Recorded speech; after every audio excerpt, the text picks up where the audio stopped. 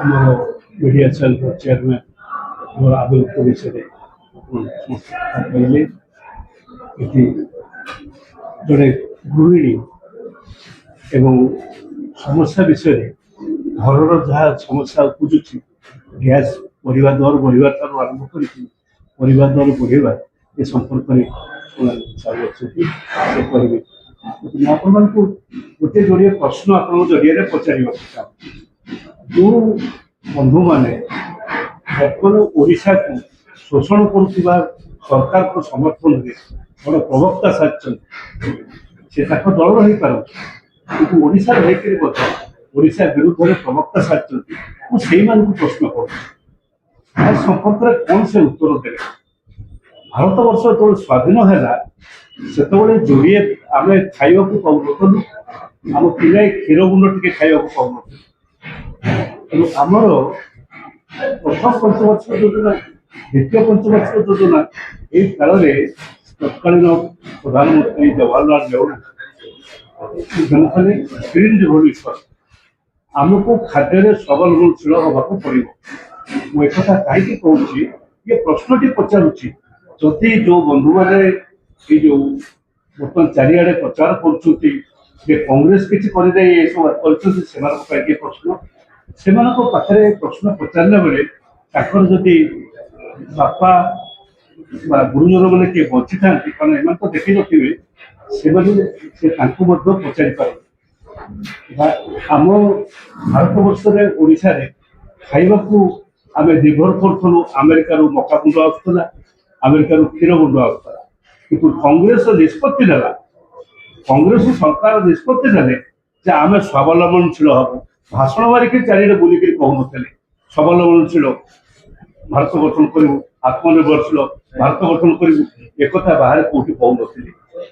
କିନ୍ତୁ ନିଷ୍ପତ୍ତି ନେଲେ ଯେ ଆମେ ଏଇ ଯୋଜନା ମାଧ୍ୟମରେ କରିବୁ। ଗ୍ରୀନ ରିଭଲ୍ୟୁସନ ଆରମ୍ଭ କଲେ ଜବାହରଲାଲ ନେହେରୁ ସେ ସମୟର ପ୍ରଧାନମନ୍ତ୍ରୀ। ଆଜି ଆପଣମାନଙ୍କୁ କହି ରଖେ ଦୁଇଟି କଥାରେ ଆଜି ଭାରତବର୍ଷ ସ୍ୱାବଲମ୍ବନଶୀଳ କେବଳ ହେଇନାହିଁ, ବାହାରକୁ ରପ୍ତାନି କରୁଛି। ଚାଉଳ, ଗହମ ଚାଉଳ ମାଗଣା ବଣ୍ଟା ହେଉଛି ଭାରତବର୍ଷରେ, ତା ସତ୍ତ୍ୱେ ମଧ୍ୟ ତାହା ବଢ଼ିଛି ଏବଂ ତାହା ବାହାରକୁ, ଓଡ଼ିଶା ବାହାରକୁ, ଭାରତ ବାହାରକୁ ରପ୍ତାନି କରାଯାଉଛି। ସେମିତି ଲାଲ ବାହାଦୁର ଶାସ୍ତ୍ରୀଙ୍କ ସମୟରେ କ୍ଷୀର ଉତ୍ପାଦନ ବୃଦ୍ଧି ପାଇଲା, ହ୍ୱାଇଟ୍ ରିଭଲ୍ୟୁସନ। ସେଟା ଗ୍ରୀନ ରିଭଲ୍ୟୁସନ ଥିଲା, ଏଟା ହ୍ୱାଇଟ୍ ରିଭଲ୍ୟୁସନ ହେଲା। ଏବଂ ଯେଉଁଥିରେ ଅମୁଲ ଆଜି ଦିନରେ ମଧ୍ୟ ଭାରତ ବାହାରକୁ ରପ୍ତାନି କରୁଛି। ମୁଁ ସେଇ ଯେଉଁ ବନ୍ଧୁମାନଙ୍କୁ ପଚାରୁଛି, ଭାରତୀୟ ଜନତା ପାର୍ଟିର ଏଠି ଥିବା ସରକାର ବା ଦିଲ୍ଲୀରେ ଥିବା ସରକାର ବା ତାଙ୍କର ଯେଉଁମାନେ ସ୍ଥାପକ ସାଜିକିରି ଚାରିଆଡ଼େ ବୁଲିକିରି ଭାଷଣ ମାରୁଛନ୍ତି, ଗୋଟିଏ କୋଉ ଜିନିଷରେ 14 ବର୍ଷ ଭିତରେ ସ୍ୱାବଲମ୍ବନଶୀଳ ହେଇଛନ୍ତି ସରକାର? ଗୋଟିଏ। ଆପଣ ଜାଣନ୍ତୁ ଡାଲି, ତେଲ ଆଜି ଦର ଯାହା ସବୁ ବଢ଼ିଛି, ତାର କାରଣ ହେଉଛି ଆମେ ଏସବୁ ଜିନିଷ ଆମଦାନୀ କରୁଛୁ। ଚିନି, ତେଲ, ଚିନିର ତ ଆମକୁ ପାକିସ୍ତାନ ହସିଲାଣି। ପାକିସ୍ତାନ କହୁଛି ତମର ଅଭାବ ପଡ଼ିଛି। ଯେଉଁ ପାକିସ୍ତାନ ଭାରି ଦରିଦ୍ର ଅଭାବ ବୋଲି କହୁଛନ୍ତି, ସିଏ ଆଜି କହୁଛି ତମର କିଛି ଅଭାବ ପଡ଼ିଛି। ଚିନି ମୁଁ ସପ୍ଲାଏ କରିବି, ମାନେ ସିଏ ଏକ୍ସପୋର୍ଟ କରିବା ପାଇଁ ବର୍ତ୍ତମାନ ପାକିସ୍ତାନ ଦେଲାଣି, ପ୍ରପୋଜାଲ ଦେଲାଣି। ଚିନି, ଡାଲି, ଯଦି ଆମର ତେଲ କଥା ଦେଖିବା, କିଏ ଅଷ୍ଟ୍ରେଲିଆରୁ ଆସୁଛି, କିଏ ମାଲୟସିଆରୁ ଆସୁଛି, କିଏ ଇଣ୍ଡୋନେସିଆରୁ ଆସୁଛି। ଏଇସବୁ ରାଜ୍ୟମାନଙ୍କରୁ ଆମେ ଆମଦାନୀ କରୁଛୁ ଏବଂ ସେ ଆମଦାନୀର ଯଦି ପରିମାଣ ଦେଖିବା, ଆପଣମାନଙ୍କୁ କହି ରଖୁଛି ଯେ ଚିନି ଆମଦାନୀର ବର୍ତ୍ତମାନ ପାଖାପାଖି 1 ମିଲିୟନ ଟନ୍ ଆମେ ଚିନି ଆମଦାନୀ କରିବା ପାଇଁ ଅର୍ଡର ଦେଇଛୁ ଏବଂ ତାଠାରୁ ଅଧିକ ଆଣିବାକୁ ଦରକାର ପଡ଼ିପାରେ। ଠିକ୍ ସେମିତି ଭାବରେ ଡାଲି ଆମଦାନୀ ବଢ଼ିଛି 30% ଏବଂ ଏ ଡାଲି ଆମଦାନୀ କୋଉଠୁ ଆସୁଛି ନା କାନାଡାରୁ ଆସୁଛି, ଅଷ୍ଟ୍ରେଲିଆରୁ ଆସୁଛି। ଡାଲିର ତେଲ ଆମଦାନୀ ବଢ଼ିଛି 33%। ଏ ଗତ 10-14 ବର୍ଷ ଭିତରେ ତେଲ, ଆମେ ଏଡିବୁଲ ଅଏଲ ଖାଇବା ତେଲ, ଆମେ ତେଲ ଆମଦାନୀ ବଢ଼ିଛି ଏବଂ 49 ମିଲିୟନ ଟନ୍, 1.49 ମିଲିୟନ ଟନ୍ ଆମେ ଆମଦାନୀ କରୁଛୁ। ତେଲ, ଡାଲି, ତ କହିବି ସୁନାଲି ମ୍ୟାଡ଼ାମ ନିଶ୍ଚୟ କହିବି, ବର୍ତ୍ତମାନ ଘରର ଯେଉଁ ପନିପରିବା ଅବସ୍ଥା ଯାହା ହେଇଛି, ଘରରେ ତେଲ ଦର ଯେମିତି ଏ ଯୋଉ ଗ୍ୟାସ ଦର କେମିତି ବଢିଛି ସେ ସମ୍ପର୍କରେ ନିଶ୍ଚୟ କହିବେ। କିନ୍ତୁ ଏଇ ଯୋଉ ତିନୋଟି କଥା ଉପରେ ଯୋଉ ଗୋଟିଏ ଜିନିଷ ଉପରେ ଆତ୍ମନିର୍ଭରଶୀଳ ହେଇଛି ଭାରତବର୍ଷ, କୌଣସି ଜିନିଷରେ ଗୋଟେ ଆତ୍ମନିର୍ଭରଶୀଳ ହେଇଛି ବଡ ଗର୍ବ କରିକି କହୁଥିଲେ ଆତ୍ମନିର୍ଭରଶୀଳ ଭାରତ, ଆମେ ଭାରତକୁ ଆତ୍ମନିର୍ଭରଶୀଳ କରିବୁ, ଆମେ ଭାରତକୁ ସ୍ୱାବଲମ୍ବନଶୀଳ କରିବୁ। ଅଥଚ ଏପର୍ଯ୍ୟନ୍ତ ଆମେ ଅନ୍ୟ ପାଖରେ ହାତ ପାତିବାର ବ୍ୟବସ୍ଥା କରୁ। ହାତ ପାତିବାର ବ୍ୟବସ୍ଥାରେ ସେଠି ଅଛୁ। ଓଡ଼ିଶା ସରକାର ଆପଣମାନଙ୍କ ମନେ ଥିବ ସବୁ 2 ବର୍ଷ 2.5 ବର୍ଷ ତଳେ ଚିତ୍କାର କରି କହିଲେ ଯେ ଆଳୁରେ ଆମେ ସ୍ୱାବଲମ୍ବନଶୀଳ ହେବୁ ଏବଂ ଆଳୁକୁ କରିବା ପାଇଁ ପ୍ରତି ସବଡିଭିଜନରେ ଆମେ କୋଲ୍ଡ ଷ୍ଟୋରେଜ କରିବୁ ଏବଂ ଆଳୁ ରକ୍ଷଣାବେକ୍ଷଣ କରିକିରି ଆଳୁ ଆମେ କାହାଠାରୁ ଆଳୁ ହାତ ପାତିକି ଆଣିବୁ। ଦୁର୍ଭାଗ୍ୟର ବିଷୟ ତାଙ୍କରି ଉପମୁଖ୍ୟମନ୍ତ୍ରୀ ଏବେ କହିଛନ୍ତି ଯେ ଗତ ବର୍ଷ ହେଇଥିବା 58 ଦିନ କୋଲ୍ଡ ଷ୍ଟୋରେଜ ଭିତରୁ ଏପର୍ଯ୍ୟନ୍ତ ଗୋଟିଏ ମଧ୍ୟ କମ୍ପ୍ଲିଟ ହେଇନାହିଁ। একথা নিজে সে তাଙ୍କର କହିଛନ୍ତି। ଦ୍ୱିତୀୟ କଥା ହଉଛି ଜାନକୀ ବଲ୍ଲଭ ପଟ୍ଟନାୟକ ସମୟରେ କଂଗ୍ରେସ ସରକାର ସମୟରେ ଓଡ଼ିଶାରେ 3 ଲକ୍ଷ ମେଟ୍ରିକ ଟନ ଆଳୁ ଉତ୍ପାଦନ ହେଉଥିଲା ଏବଂ ଆମର ସମସ୍ତେ ଆଳୁ ଉତ୍ପାଦନ ବ୍ୟବହାର କରିକି କିଛି ପରିମାଣରେ ବାହାରକୁ ରପ୍ତାନି କରୁଛନ୍ତି।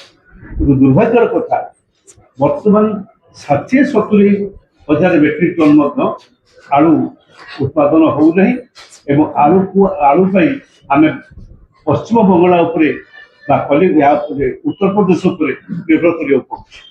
ଏବେ ମନ୍ତ୍ରୀ କହିଛନ୍ତି ଲଜ୍ଜାହୀନ ଭାବରେ ଯେ ଆମେ ବାଂଲାଦେଶ ସାଙ୍ଗରେ କଥାବାର୍ତ୍ତା ହେଇଗଲୁ କଲିକତା ସାଙ୍ଗରେ, କଲିକତା କହିଛି ଆମକୁ ଆଳୁ ପଠେଇବା ପାଇଁ। ତେଣୁ ଆତ୍ମନିର୍ଭରଶୀଳ ଭାରତ ନୁହେଁ, ଆତ୍ମନିର୍ଭରଶୀଳ ଓଡ଼ିଶା ନୁହେଁ, ଡବଲ ଇଞ୍ଜିନ ସରକାରର ଓଡ଼ିଶା ନୁହେଁ। ଏ କଥା ଆପଣମାନଙ୍କ ଆଗରେ କହି ରଖୁଛୁ। ଏସବୁ କହିଲା ବେଳେ ମଧ୍ୟ ଗୋଟେ କହି ରଖେ ମୁଁ ଆପଣମାନଙ୍କୁ ଯେ କଂଗ୍ରେସ ଦଳ ଥିଲାବେଳେ ଅନ୍ତତଃ 2ଟି ମେଜର ଜିନିଷରେ ଆତ୍ମନିର୍ଭରଶୀଳ ଭାରତକୁ କରିପାରିଥିଲା ଏବଂ ଯୋଉ 14 ବର୍ଷ 15 ବର୍ଷ ଭିତରେ କରିଥିଲେ ଏ ସରକାର 14 ବର୍ଷ 15 ବର୍ଷ ଟପିଲେ ମଧ୍ୟ ତାହା ଏପର୍ଯ୍ୟନ୍ତ କରିନାହିଁ। ସେସବୁ ଦୃଷ୍ଟିରୁ ଆଜି ଯୋଉ ଦରଦାମ ବୃଦ୍ଧି ହେଇଛି ଆପଣମାନଙ୍କ ସମେତ ଯୋଉ ମିଡିଆ ବନ୍ଧୁମାନେ ଆମର ସାମ୍ନାରେ ବସିଛନ୍ତି ସବୁ ପରିବାରର ଆୟ କିଛି ବିଶେଷ ବଢି ନାହିଁ 2 ବର୍ଷ ଭିତରେ ମନେ ପକେଇବେ ଆପଣମାନେ ଦେଖିବେ। କିନ୍ତୁ ବ୍ୟୟରେ 35ରୁ 43% ପ୍ରତି ମାସରେ ବ୍ୟୟ ବୃଦ୍ଧି ପାଇବାରେ ଲାଗିଛି। ଆପଣଙ୍କର ଆୟ ବୃଦ୍ଧି ନାହିଁ, ବ୍ୟୟ ବୃଦ୍ଧି ହେବାରେ ଲାଗିଛି। ଏହିପରି ଏକ ଅର୍ଥନୈତିକ ଅବ୍ୟବସ୍ଥା ଆମ ରାଜ୍ୟରେ ଏବେ ଉପୁଜିଛି, ଆମ ଦେଶରେ ଏବେ ଉପୁଜିଛି। ମୁଁ ଆଶା କରିବି ଯେ ତୁରନ୍ତ ଏ ସରକାର ଏ ସମ୍ପର୍କରେ ଏକ ହ୍ୱାଇଟ୍ ପେପର ଦିଅନ୍ତୁ।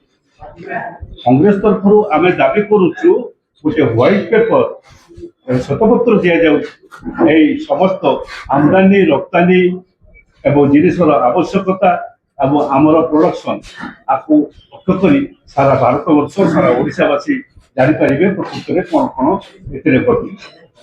এণু এইসব দৃষ্টি আমার আজির বড় দাবি হচ্ছে আমি দাবি করুছু ওড়িশা সরকার তুরন্ত এক হোয়াইট পেপর এক শ্বেতপত্র দাখল কରୁ এবং লোকে জানন্তু যে ସ୍ଥିତି କ'ଣ ହେଇଛି କ'ଣ ହବାକୁ ଯାଉଛି। ଏଇ ଥିଲା କଥା। ପଛରେ ଯାହା ପ୍ରଶ୍ନ କରିବେ କହିବି। ଶୁଣିଲି ମ୍ୟାଡାମ।